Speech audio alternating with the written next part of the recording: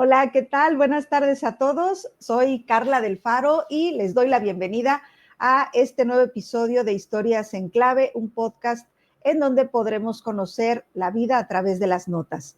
Y hoy tenemos el enorme privilegio de conversar con un invitado muy especial. Él es compositor, creador sonoro, formador de generaciones. Su obra ha trascendido fronteras y han resonado en escenarios de todo el mundo. Estoy esperando esta plática desde hace algunos meses, estoy muy emocionada. Maestro Lupino Caballero, bienvenido. Hola, no, gracias, todo un placer estar aquí con esta larga lista de invitados que has tenido. He visto Luna Gómez, Gustavo Servín.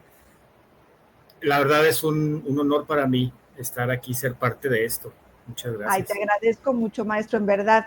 Y bueno, a mí me gusta siempre arrancar con esta parte, y supongo que ya lo habrás visto, de la infancia. Me parece muy importante para que todos conozcan, bueno, pues cómo empezó Lupino. ¿Cuál fue tu primer recuerdo? ¿Cuál es tu primer recuerdo relacionado con la música? Bueno, en casa teníamos un pequeño organito de estos de aire que se conectaban. Ok. Tenía unos botones, 6 botones, 6 acordes ahí que acompañaban y hacía una melodía con la mano derecha.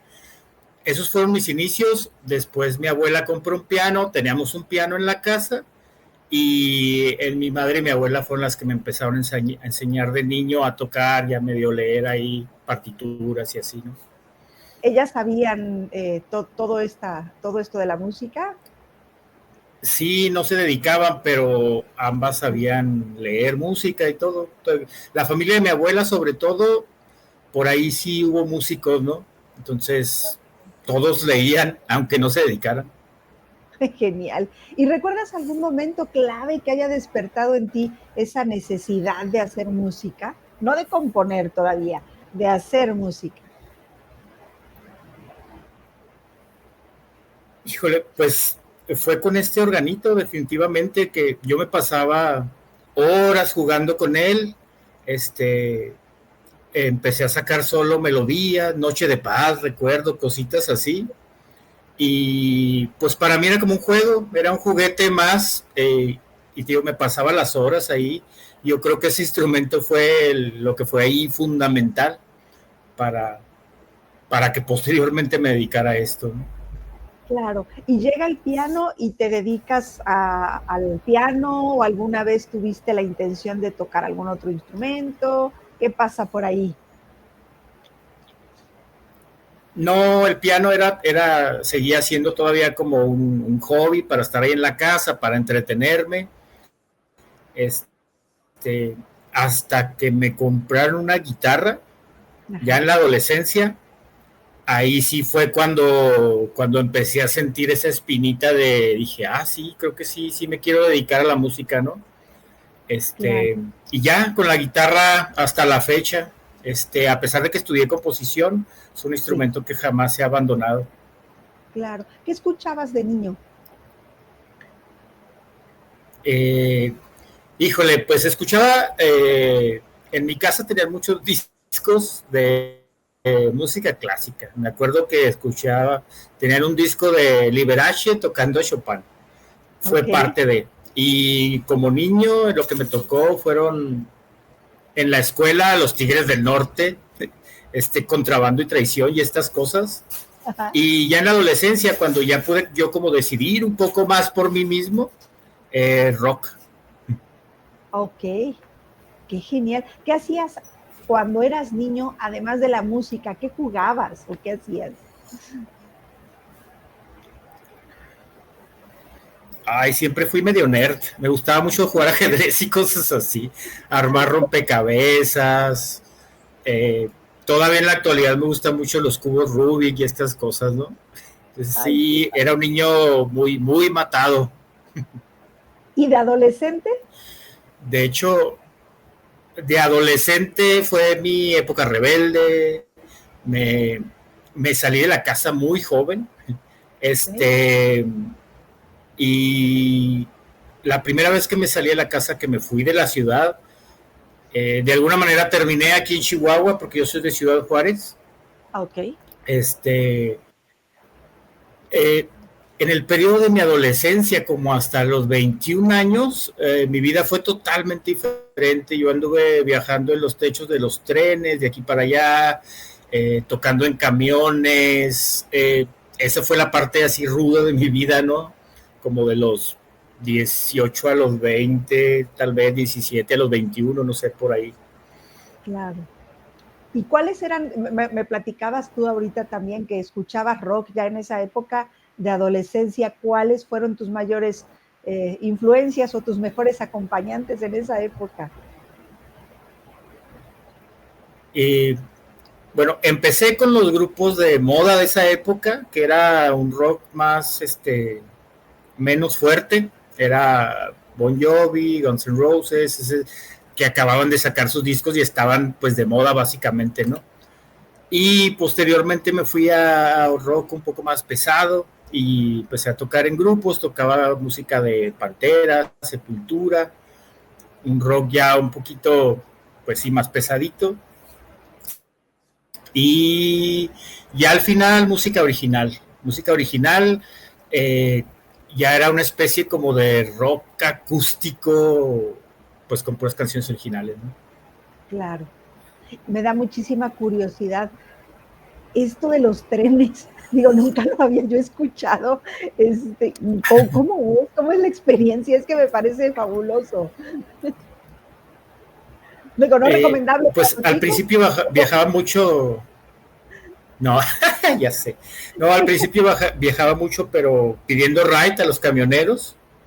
Pero posteriormente nos enteramos de que era permitido viajar en los trenes cargueros, okay, sin que uno no tuviera que esconderse ni nada. La historia que contaban todos los trampas de ese momento es que Cantinflas había donado una...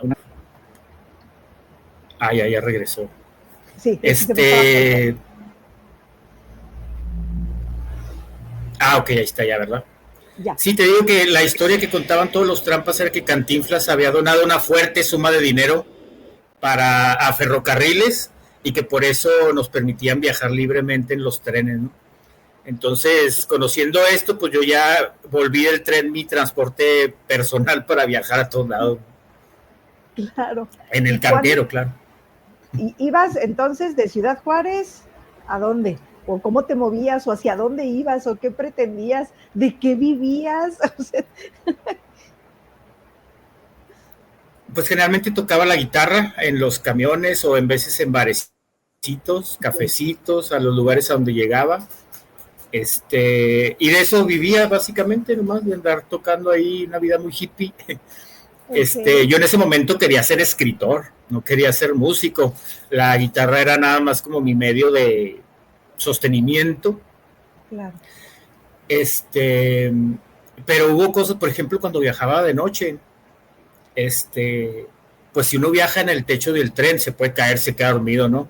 Entonces, sí, cuando no había un vagón abierto, que no se podía uno meter a un vagón, había unos que tenían así como una forma así y tenían como una pequeña plataformita en los extremos. Ajá. Pues ahí no nos íbamos agarrados del tubo y amarrábamos el cinto también por un lado del tubo por si nos quedábamos dormidos. No sé ahorita si mi hijo hace eso, me muero del miedo, pero pues eran las maneras, ¿no? Todas esas cosas, claro, para si nos dormíamos, pues no caernos. Qué bárbaro. ¿Cuándo te hace clic? ¿Cuándo dices, voy a ser músico? Ay, no, es que sí, fui muy vago.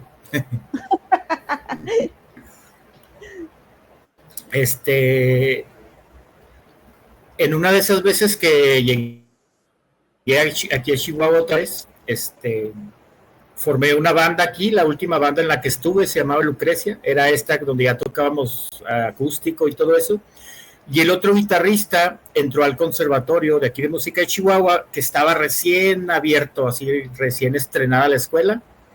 Un año después ingresé yo para mejorarme en música, pero todavía no con fines de dedicarme a eso.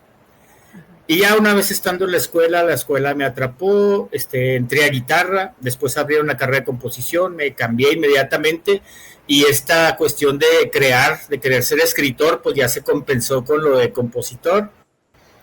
Y de ahí en adelante, pues ya me he dedicado a la música completamente. Claro, qué maravilloso y qué maravillosa experiencia.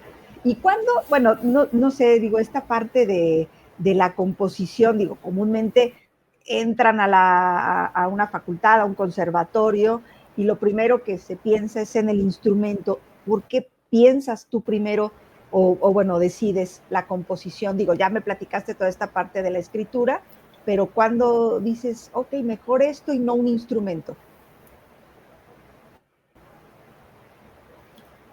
Me gusta mucho interpretar, de hecho la verdad en veces extraño mucho estar en los escenarios. Obviamente yo sigo tocando aquí en mi casa, pero tocar en un escenario es totalmente otra experiencia. Y me gusta mucho la parte interpretativa, pero creo que siempre desde niño me llamó más la atención la parte creativa de la vida, ¿no? Sí. Esta cuestión de estar creando historias al principio, buen niño, y luego más adelante poemas, todo lo demás que escribí. Y pues en música creo que la composición era lo más cercano a toda esta inquietud, que al final siempre fue más fuerte que mi lado interpretativo. Claro. Ok, y me estabas diciendo, lo último que me dijiste antes de la pregunta fue, era yo muy vago. ¿Cómo le hiciste entonces para alinearte en el conservatorio?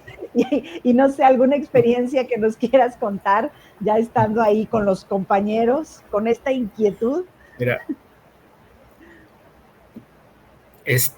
bueno, aquí en Chihuahua en esa época, unos un guitarrista de un grupo así muy legendario aquí en Chihuahua que se llama Esquirla, un filósofo y un arquitecto abrieron un bar.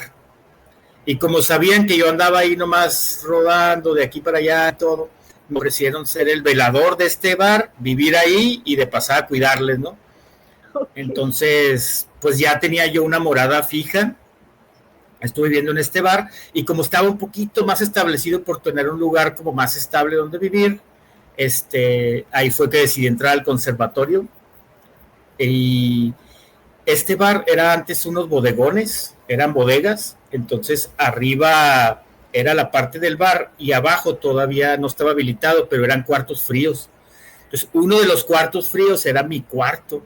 Entonces yo tenía una puerta como de este ancho, sin ventanas ni nada, totalmente aislado. Obviamente no tenía la refrigeración prendida, pero era un sentimiento muy extraño en ese cuarto porque todo estaba totalmente oscuro. Yo me podía levantar a las 12 de la tarde y no era absolutamente nada, ¿no? Porque pues originalmente era un refrigerador ahí. Bueno, la cuestión es que ya estaba más establecido ahí y después el bar cerró, pero a mí me gustó el conservatorio, entonces ya empecé a tener trabajos más estables para poder rentar un departamento, quedarme en Chihuahua, seguir en la escuela. Al principio me metí a trabajar en una maquila de noche, era terrible ir a la escuela en la tarde y luego a la maquila en la noche, no duré mucho, pero luego una vez que ya tenía como 2 años en el conservatorio, pude aplicar a becas y ya con puras becas intenté llevármela y posteriormente dando clasecitas de música en academias y todo eso. Y pues ya me volví ya fijo, ¿no? Pues en una ciudad y aquí Claro. sigo. Sí, sí, sí. ¿Son 4 años de carrera de composición?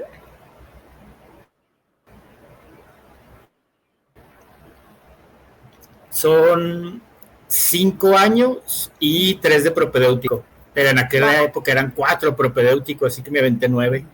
9. Y ya de ahí te vas a Barcelona, ¿verdad? Sí, sí, son muy largas. Sí. No, ese lo hice en línea. Ah, ok. ¿Y qué Sí, diferencia no me... notaste en esta visión educativa entre México y Europa? Bueno, pues de entrada el posgrado que hice no era en composición, fue ¿cómo le llaman? En arte sonoro.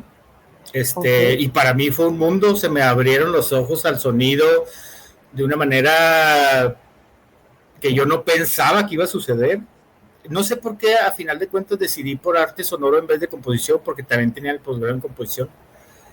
Pero de entrada eso fue así pues es que el arte sonoro abarca muchísimas cosas, pero son todas estas creaciones artísticas que tienen que ver con sonido, pero que no son consideradas música.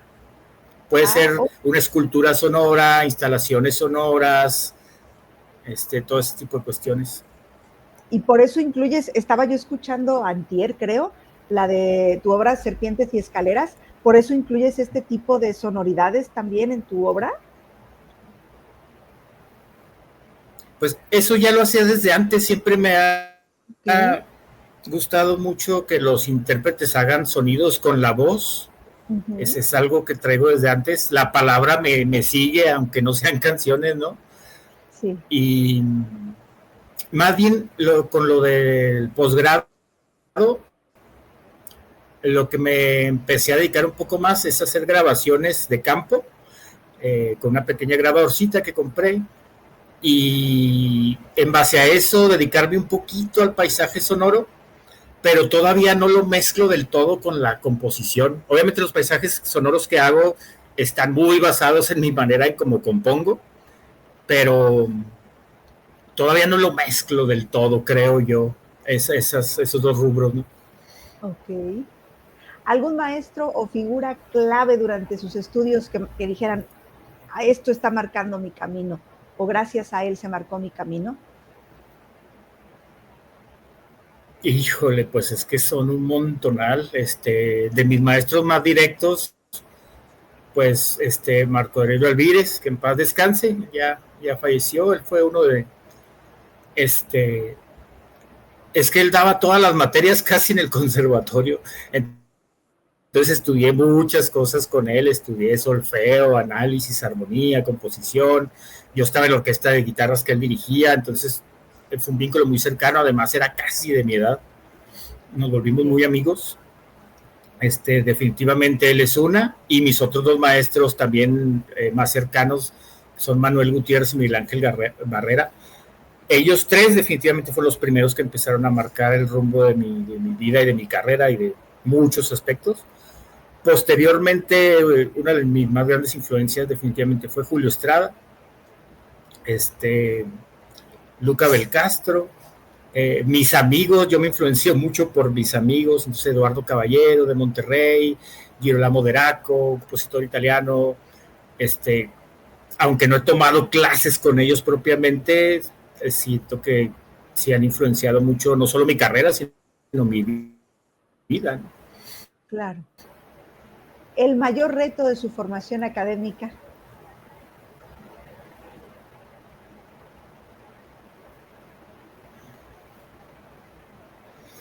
Ay, caray. De mi formación. Pues mi primera obra orquestal creo que la hice antes de tiempo. La hice antes de haber llevado orquestación. Entonces no sabía exactamente en lo que me estaba metiendo. La revisé con varios maestros y estuve así muy cuidadoso, muy al pendiente, pero creo que ese fue uno de los más grandes retos así académicos que tuve. Pero como había pedido un apoyo, un estímulo de estos PECDA, pues tenía que hacerla sí o sí porque me lo dieron. Y ese académico creo que ese fue, y pues en general sobrevivir por de dónde venía yo y todo eso. Claro. ¿Y crees, digo, una persona sumamente creativa desde chico, de qué manera la academia supo nutrir esa creatividad?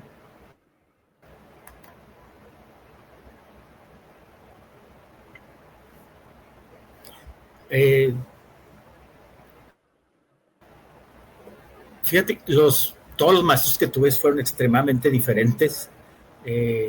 Marco Aurelio, por ejemplo, nunca me corregía las piezas, solo me daba como opciones de por dónde la podía yo llevar o cosas que podía yo cambiar. Manuel Gutiérrez, al contrario, él sí llegaba, decía, no, esta nota no, mejor esta nota no, mejor esta. Y Miguel Ángel era extremadamente estructuralista. Si no le llevabas un plan bien detallado de lo que ibas a hacer antes de empezar a componer, ni te dejaba empezar, ¿no? Entonces, pero creo que esos tres marcaron justo esa cuestión, ¿no? El hecho de que hayan sido tan diferentes creo que fue algo muy bueno para mí y para mi desarrollo. Cada quien a su manera aportó algo, algunos no me dejaban hacer tanto, otros me dejaban ser muy libre, pero yo me sentía muy a gusto con los tres, o sea, muy a gusto. Para mí el acto, yo le he dicho ahora a mis alumnos que el acto creativo en sí, esas horas que uno está pues ahora pegado a la computadora, porque ahora uno lo hace en la computadora, para mí es un goce. Yo creo que hasta segrego serotonina porque se me dibuja una sonrisa después de mucho trabajo de este tipo creativo. Incluso en veces soy más feliz componiendo que ya presentando la obra, ¿no? Que también es muy agradable ver la obra ya terminada y presentarla y toda esta cuestión que es ya más en público. Pero el acto creativo a mí en sí me gusta muchísimo. En un momento más hablaremos de esa parte. Quiero ahorita más que nada que nos platiques cómo fue que tu música empieza a ser sonada en tantos países. Y platícanos cuáles, o cuáles son los que tienen mayor significado para ti. Ok, fue a raíz de una obra que compuse para guitarra sola que se llama La Metamorfosis, está basada en el cuento de Kafka. La hice para un concurso, entonces la obra ganó y parte del premio era que el año siguiente los que iban a concursar como intérpretes la tocaran. Entonces, esa obra fue la puerta que me abrió comunicación hacia otros estados del país. Y creo que hasta la fecha, no estoy seguro, sigue siendo la obra más interpretada que tengo. No estoy seguro, pero si no, pues es de las más. Lo que sí es que ha sido la más grabada. Esa pieza la han grabado como 6 o 7 veces diferentes guitarristas. Entonces, y esa obra fue la que me abrió la puerta. Fue una obra que todavía hice de estudiante, pero que la conservo todavía en mi catálogo. Y la vamos a estar compartiendo. Fíjate y posteriormente, pues mediante esa relación. Claro. Adelante, adelante. No, sí, perdón, estoy en el desfase, no sé si estamos hablando o no, pero dime. Adelante. Bueno, posteriormente empecé a tener relación con Puebla.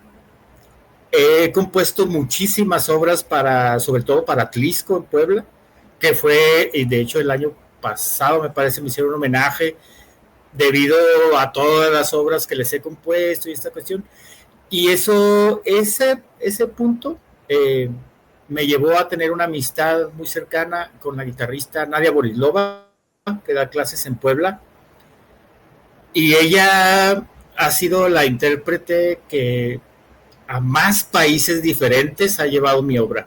Entonces, si mi obra se ha tocado en 16 países, tal vez 7 u 8 es gracias a ella, ¿no? Entonces, pues sí, ella es a la que tengo que agradecerle por toda esta cuestión ya más internacional, ¿no? De que la obra haya llegado un poco más lejos. Claro. Fíjate que cuando lo que te iba a comentar hace rato, que estaba yo un poco googleando, buscándote también, buscando más trabajos y cosas, justo me aparece Metamorfosis y me aparece Ausencia como las más. Y bueno, se enamora uno de las obras, ¿eh? Digo, ya después estuve ahí echándome un clavadito en YouTube y bueno, he estado compartiendo también pues a todos para que conozcan más, ¿no? Porque una de las cosas que siempre comento es que las obras las conocen los mismos músicos, obviamente que son quienes van a llevar la obra al público, ¿no? Pero hace falta que el más público que no esté relacionado con la música la conozca. Entonces estaba yo, te digo, ahí dándome a la tarea, me enamoré de Ausencia, La verdad, qué maravilla. Conocí a Metamorfosis, no ausencia. Qué hermosura. Muchas felicidades, maestro. Y sigo. El premio Chihuahua, ¿qué significó para ti?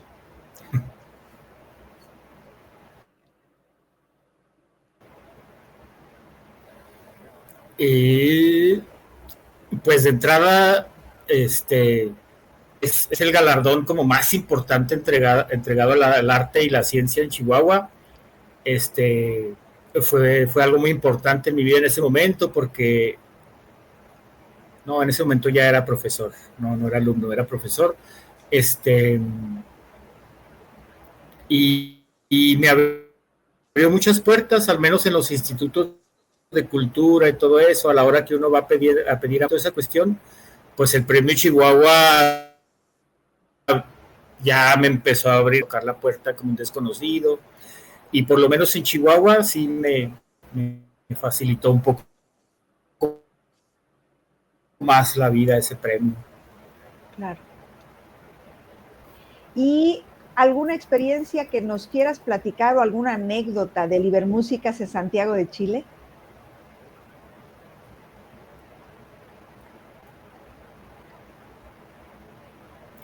¿Alguna anécdota? Híjole, ¿respecto a qué? Es que mi vida es una serie de anécdotas constantes. Pues eso que queremos escuchar, maestrísimo. Tu experiencia en Ibermúsicas. A ver, ¿qué tal? Algo ahí que te brinque ahorita. Ok, Ibermúsicas fue un apoyo que gané, que fue la primera vez que me permitió salir del país como músico. Fui a hacer una residencia a Santiago de Chile, duré casi el mes por allá. Conocí músicos increíbles, éramos 4 o 5 becados. Era una compositora brasileña de primerísimo nivel, así, y yo quedé impactado con su música. Había un compañero de Colombia, una chava de Ecuador, y de entrada pues la convivencia con ellos, como todos íbamos de residentes, fue así muy directa, muy estrecha. Conservo sus amistades todavía, de repente nos escribimos, nos felicitamos ahí por Face, cada quien anda haciendo sus cosas, y fue una experiencia muy agradable desde el punto de vista de la amistad y de lo emotivo, ¿no? Trabar esas amistades con colegas de otras partes del mundo fue muy agradable, convivimos mucho, estuvimos muy a gusto, y aparte, pues bueno, trabajamos con los ensambles de allá, conocimos escuelas de allá, nos llevaron hasta los Andes y cuánta cosa, ¿no? Sí. En 2024, en Puebla, estás muy ligado a Puebla, se hace un festival en tu honor. ¿Cómo vives esa experiencia?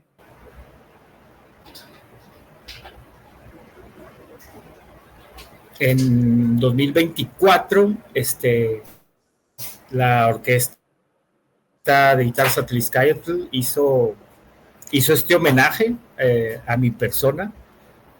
Muy agradecido. Me escribió el director y me dice, bueno, pues creo que es mejor hacer estas cosas en vida, no esperarnos a hacer los homenajes en muerte.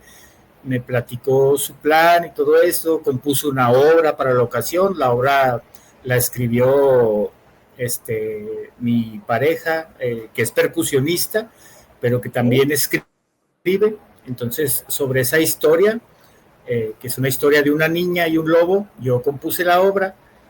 Viajamos los dos, fuimos y ella leyó su cuento, y tocamos, y pues también muy emotivo. La verdad es que la vida me ha tratado muy bien. Sí. Me consienten mucho, algo que recibí con mucho cariño. Y pues Atlisco ya es como mi segunda casa, la verdad. Hubo un tiempo que como alumno iba mucho a tocar y luego les estaba mandando obras, en veces he ido a dirigir, y creo que si tengo que escoger un segundo hogar, definitivamente sería Atlisco, ¿no? Siempre me han recibido muy bien los músicos de ahí y todo esto. Pero es que aparte eres una persona para todo lo que tienes, súper humilde, eres genial. ¿Cómo mantienes este equilibrio con todo esto que has ganado? Los pies sobre la tierra.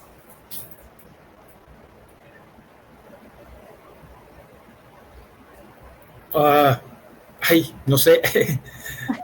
A veces me critican de que no me la creo lo suficiente. Puede que eso tenga algo que ver. Pero no, lo más importante para mí es el trabajo. Lo que me hace más feliz es trabajar, más que los logros producidos por el trabajo, que son obviamente necesarios hasta para comer, porque entre más le hablen a uno, más ingresos tiene, ¿no? Pero siempre he sido una persona más enfocada al trabajo. Me gusta muchísimo trabajar en lo que hago, así muchísimo. De las obras, nada más aquí escribiendo y podría ser feliz. Qué hermoso. En cuanto al proceso creativo, ¿cómo nace una obra para ti? ¿Es emociones, imágenes, idea? ¿Cómo nace? Ok, cada obra es diferente, definitivamente. O sea, tuviste las diferencias incluso estéticas entre ausencia y la metamorfosis son enormes, ¿no? Entonces, las piezas que son más consonantes, por decirlo así, nacen más del oído. Me voy escuchando y voy agregando cosas y voy poniendo más de una manera tradicional. Y las piezas más grandes, siempre hago una planeación muy, muy, muy exhausta antes de sentarme a escribir. Me gusta mucho buscar los porqués, por qué va a tener esto, por qué se va a llevar así,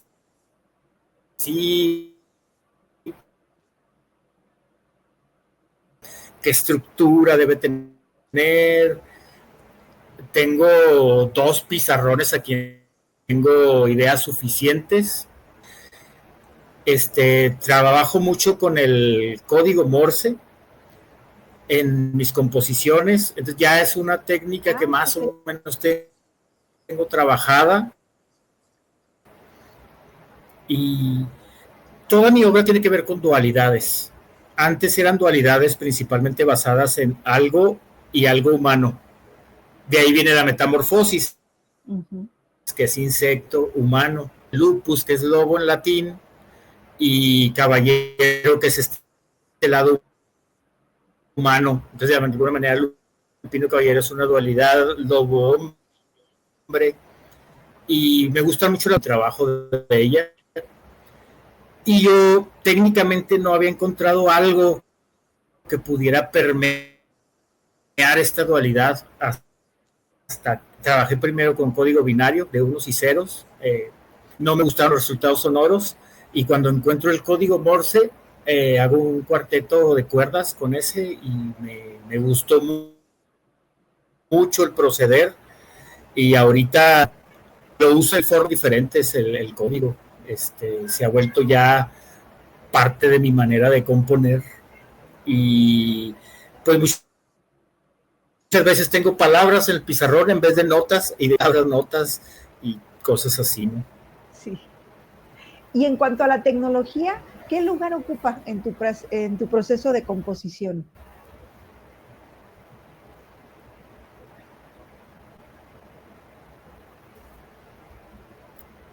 Me gustaría que tuviera un lugar más importante, pero soy muy tecnológico. No he hecho piezas, bueno, tengo algunos bosquejillos por ahí de cosas electrónicas o electroacústicas, pero soy más de la vieja escuela de escribir para los instrumentos acústicos y todo eso. La única tecnología que utilizo es el software para editar partituras, y creo que no más. ¿Qué utilizas, Finale o Sibelius?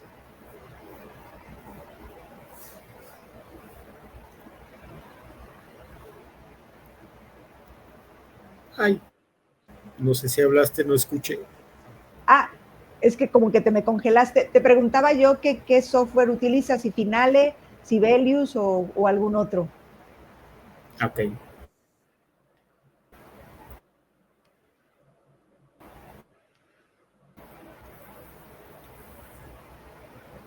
Ok. Sibelius, desde el principio no ha cambiado. Sí Tú está como editas, fallando, pero sí me escuchaste que Sibelius, ¿verdad? sí.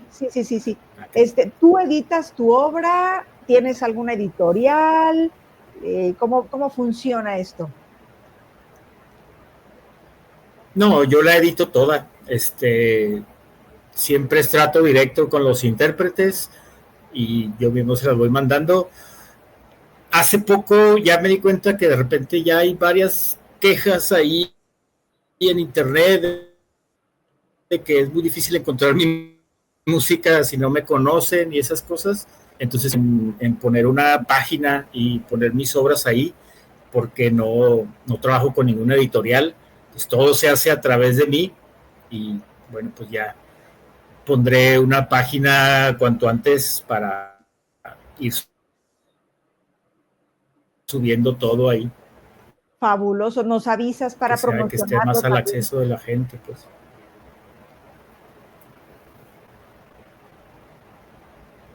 Una última pregunta con respecto al proceso creativo. ¿Qué opinas del rol del compositor en el mundo contemporáneo? Ahí está.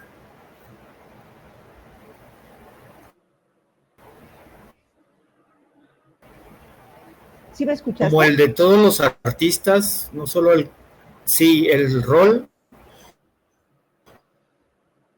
del compositor en el mundo contemporáneo, me parece que fue la pregunta. Este, como el de todos los artistas, creo que de alguna manera el arte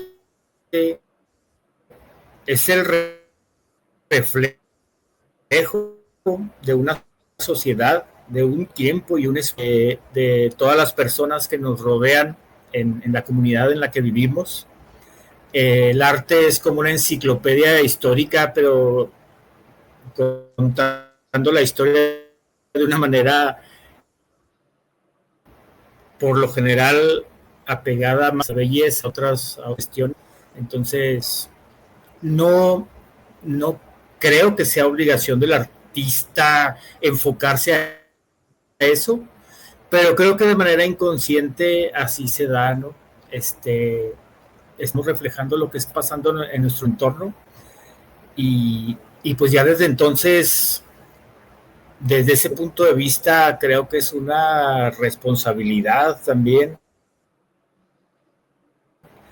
que las futuras generaciones escuchen lo que estas generaciones creábamos para poder entender cómo era la gente de antes y todas estas cuestiones, ¿no? Creo que por ahí va el asunto. Claro. Y justo supongo yo que esto es lo que te lleva a la enseñanza. Ya eres docente desde hace más de 18 años. ¿Qué te lleva? ¿Qué te lleva a enseñar? ¿Y qué has aprendido de tus estudiantes a lo largo de estos años? Sí,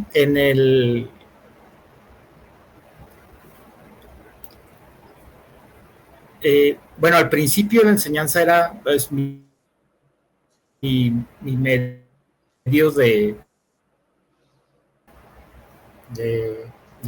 para mantener.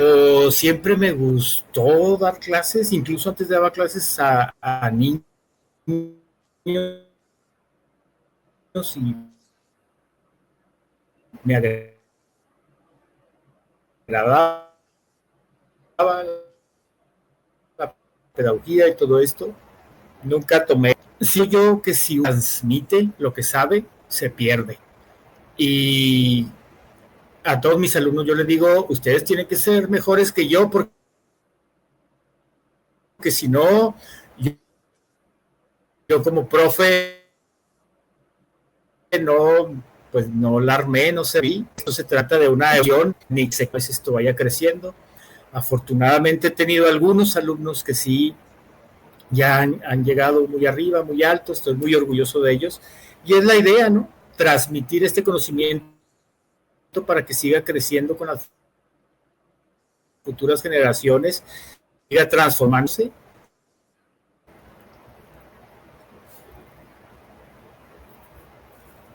¿Cómo ves el panorama para los jóvenes compositores en México?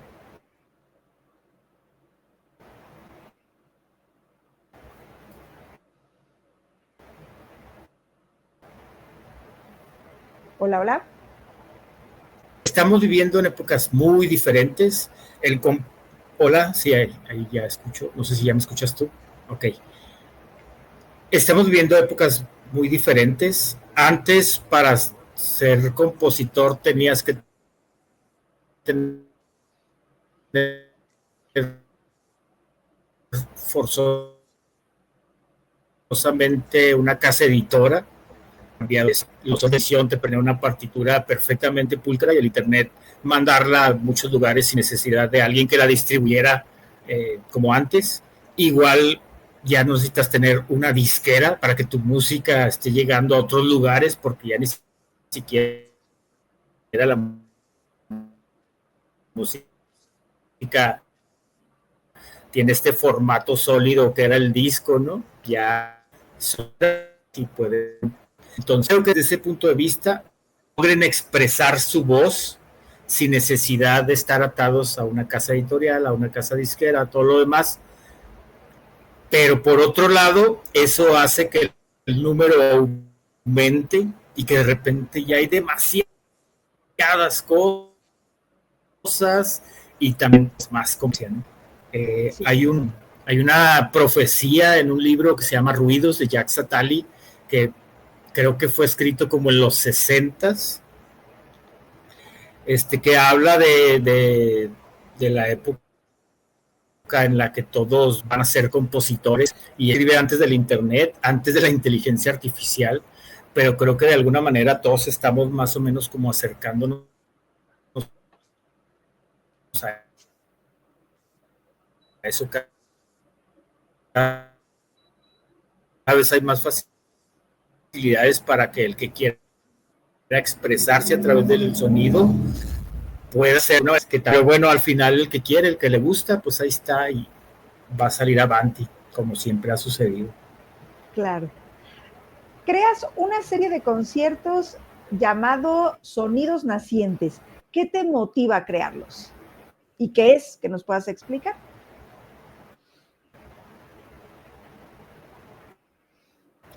Claro. Yo al principio en Sonidos Nacientes participaba como compositor, no como organizador. Esta serie de conciertos los organizó precisamente Marco Aurelio Olvides para que las obras de los estudiantes fueran escuchadas y no se quedaran se me hace que se está congelando, pero bueno. Un poquito, entonces yo participaba como compositor y posteriormente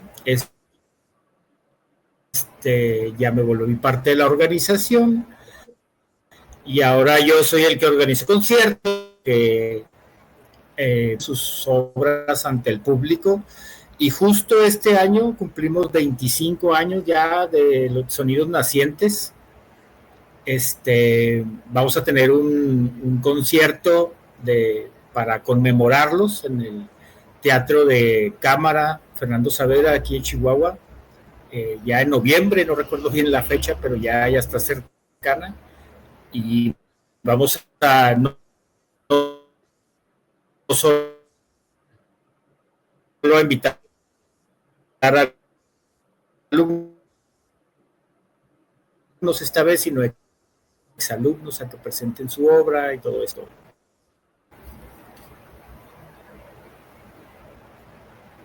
Ok, oye, aquí en plan de chisme, ¿cómo conoces a Ernesto Luna Gómez y a todos estos guitarristas de por estos lados?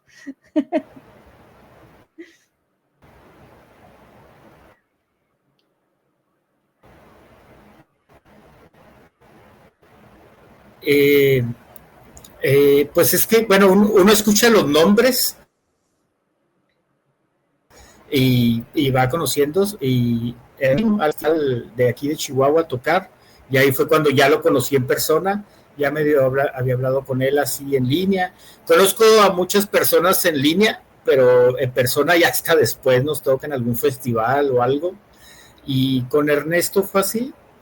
Gustavo Servín tocó la metamorfosis, entonces él se acercó a mí, y también solo lo conocía en línea hasta hace poquito que nos tocamos ver ya por fin conocernos en persona.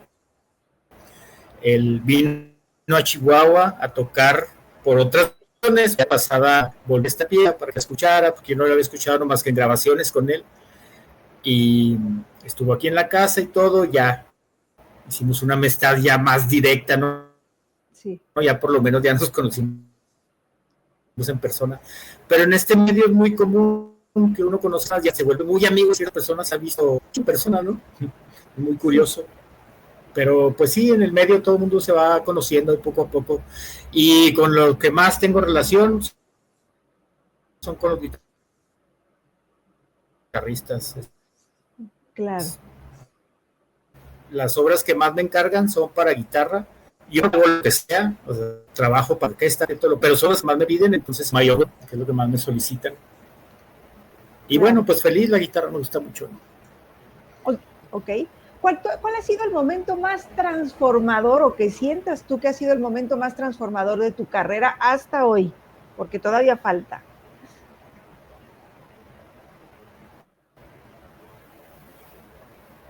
Híjole. Hace relativamente muy poco. Es que, híjole, tengo emociones muy fuertes en cada momento, entonces todo lo vivo así como, esto fue lo más grande, y luego el mes que entra digo, no, esto es lo más grande, y con los computadores un mes súper. Y bueno, lo último que me pasó, fui a dar un curso, un taller a Italia, a varias regiones de la Toscana.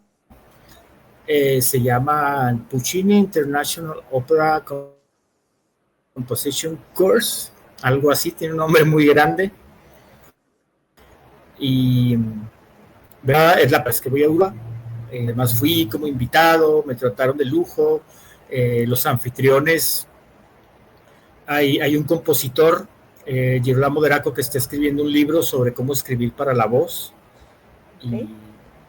Y él dio un taller ahí en ese curso. Y en ese mismo taller, cuando él estaba dando el taller, yo estaba en el público escuchando su charla.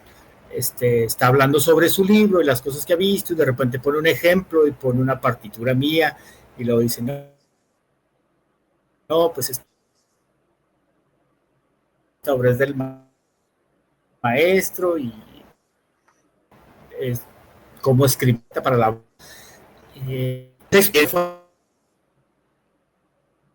aparte de que te conozcan allá, que digan maestro Lupino y no sé qué, he escuchado esto, he escuchado lo otro, y luego todavía que este grandísimo compositor de allá está escribiendo un libro que incluya un ejemplo con una de mis obras.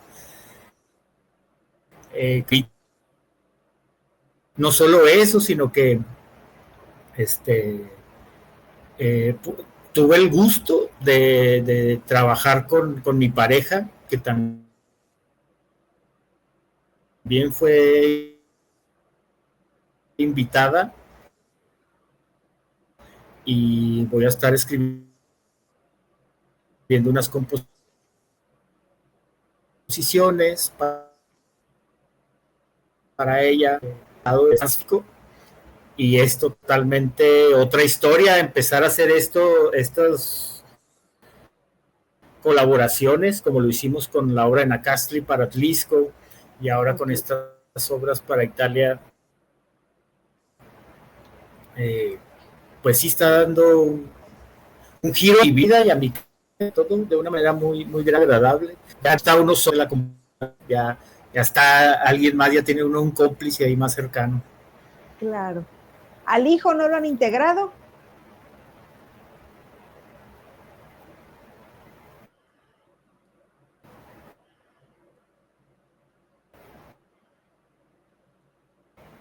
Ya te congelaste, maestro. No, soy más duro con mis alumnos. Entonces creo que más bien lo estaba como espantando más que acercándolo. Al final, él está un poco más inclinado al dibujo. Ok. No lo apoyo en lo que se vaya a dedicar, pero sí, un estilo de Texas, sí, me puse ahí quisquilloso, lo metí al conservatorio cuando era niño y todo eso, pero pues no, ya veremos cuando crezca más a qué se dedica. Claro. Ya por lo menos yo ya le planté la semillita y ahí a ver si le hace cosquillas después. Claro. ¿Hay algo que sientas que te falte por crear o explorar en lo artístico?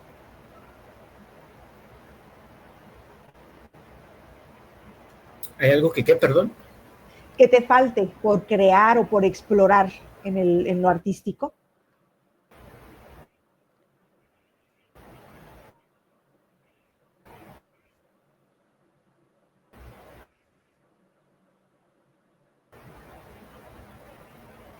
Todas las cosas que quiero hacer.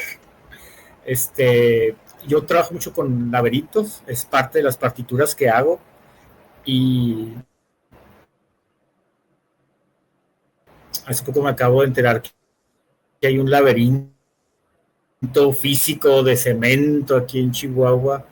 De frente quiero ir a crear algo más intuitivo en ese momento, no solo que eso, sino que la gente pueda ir dando y vaya escuchando lo que normalmente hago en una partitura, que es que el músico va siguiendo el laberinto y va cambiando el sonido que va creando, pero ahora que a través de bocinas la gente vaya caminando y va experimentando lo mismo, pero ya por medio de bocinas, eso es algo que quiero hacer definitivamente. Wow. Otra cosa que tengo en planes es aparte de todas las composiciones que quiero, otra cosa que tengo en plan es crear paisajes sonoros alternativos, hacer grabaciones artificial, es sonora, por QR ahí que duren 24 horas y que estén girando en loop todo el tiempo para que a diferente hora del día se escuche algo diferente. Otra cosas que quiero hacer son escribir, tengo algunos libros a medias ya, que en algún momento tengo que sentarme a darles forma. El que tengo más avanzado es sobre creación y ahorita está más enfocado en la organización de culturas. He dado algunos talleres acrecentando ese trabajo. Definitivamente sentarme a escribir es algo que voy a tener que hacer en algún momento, a escribir literal. Claro. Ahora sí, libros.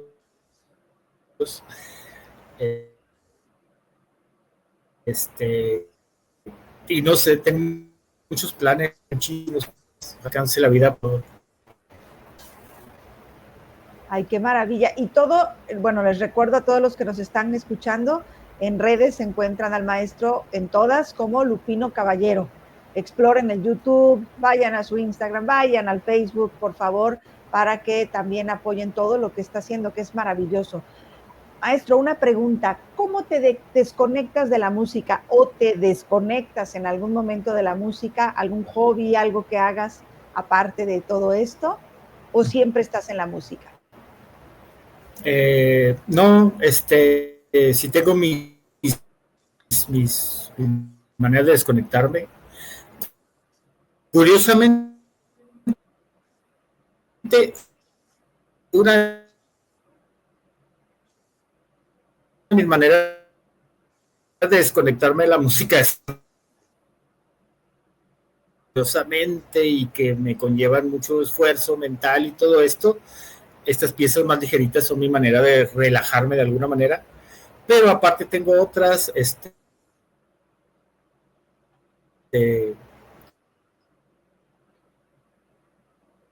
ajedrez, juego en línea constantemente con desconocidos, todo con alumnos, o mi manera también de desconectarme. Duolingo también es otra. Los cubos Rubik's por un momento fueron. Y antes leía muchísimo, ahora ya no leo tanto y cuando leo son cosas de música. Ok. Entonces ya no considero que la lectura es como una desconexión o de repente arroz pequeñito, como desconectarse.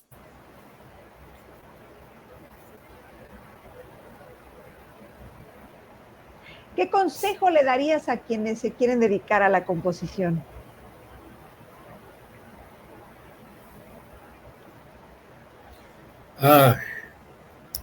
Pues de entrada, que estudien, que busquen algún maestro con el que sí mismos, porque tampoco el profesor es un mago que les va a dar todas las claves. Creo que la exploración personal es uno de los trabajos más importantes del compositor como alumno, como profesional, lo que sea.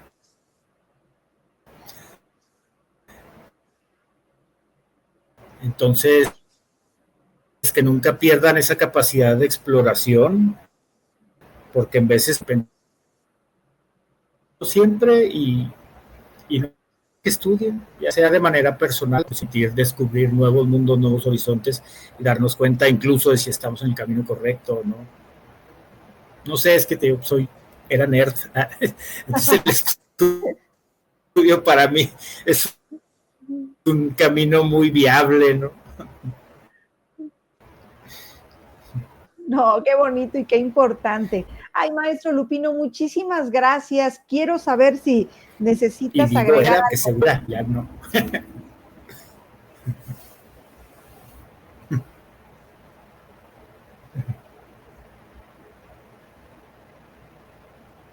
¿Algo más que quieras agregar, maestro?